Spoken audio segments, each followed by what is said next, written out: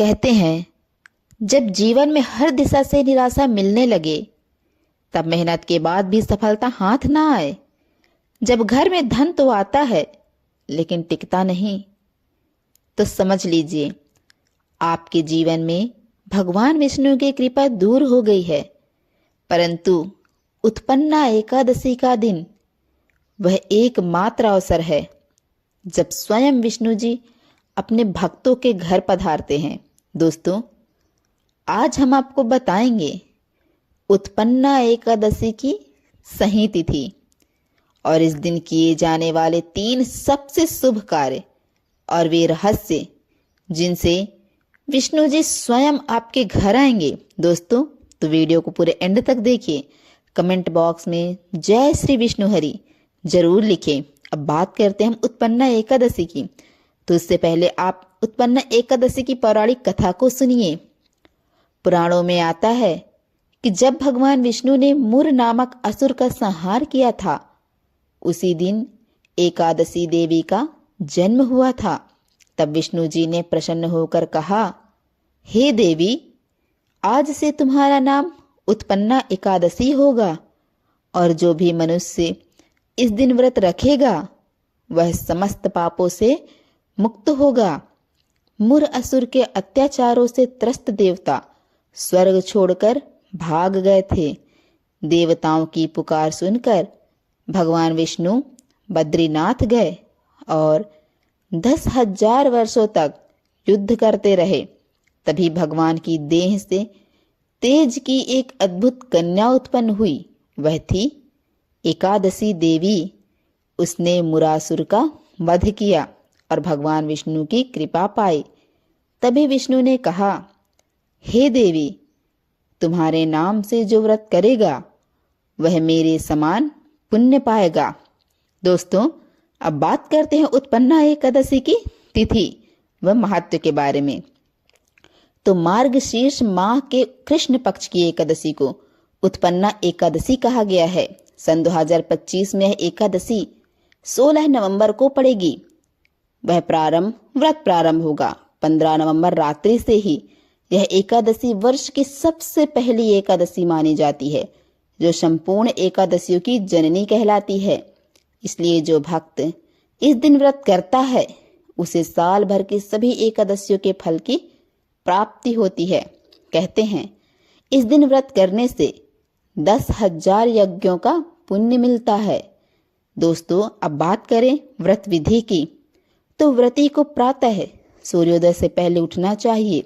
स्नान के बाद ओम नमो भगवते वासुदेवाय मंत्र का 108 बार जाप करें। घर के उत्तर या पूर्व दिशा में विष्णु जी का चित्र स्थापित करें।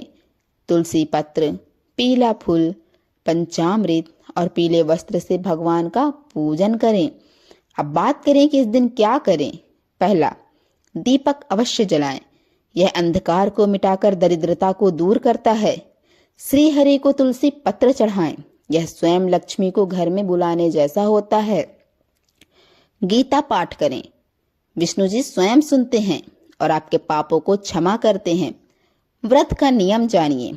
दोस्तों, एकादशी के दिन अन्न, दाल, चावल और लहसुन प्याज वर्जित है। केवल फल, दूध या साबूदाना खाकर उपवास किया जा सकता है।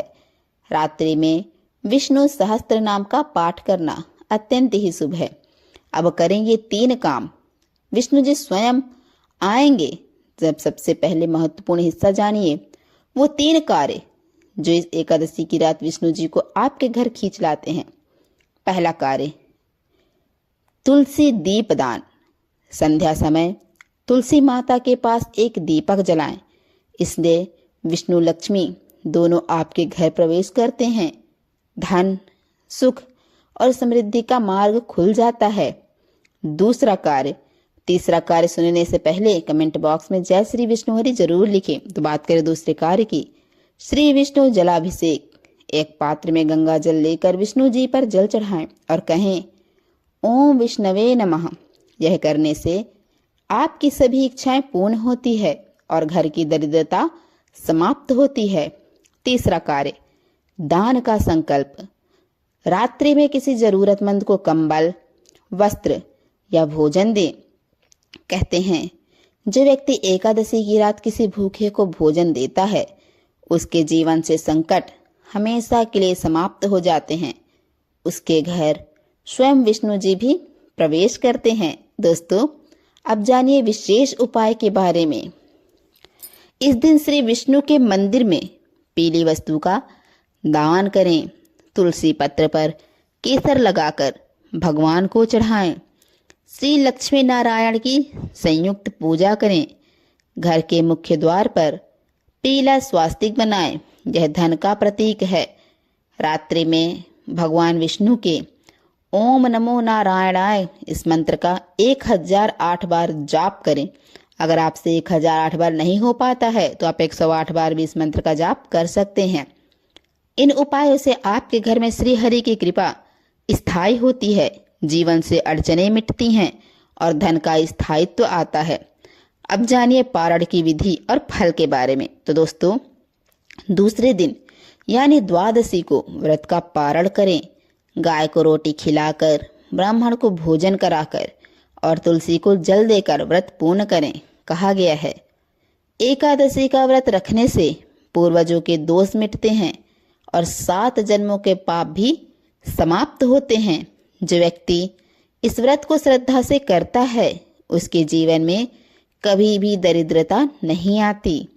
तो भक्तों, उत्पन्ना एकादशी केवल व्रत नहीं, यह भगवान विष्णु से सीधा संवाद का अवसर है। यदि आपने अब तक कभी एकादशी नहीं रखी तो इस बार रखिए और देखिए कैसे विष्णु जी स्वयं आपके घर प्रवेश करते हैं और आपके जीवन के सारे अंधकार को मिटा देते हैं। आप कमेंट बॉक्स में जय श्री हरि, जय विष्णु भगवान जरूर लिखें। दोस्तों, जय श्री हरि, जय विष्णु भगवान।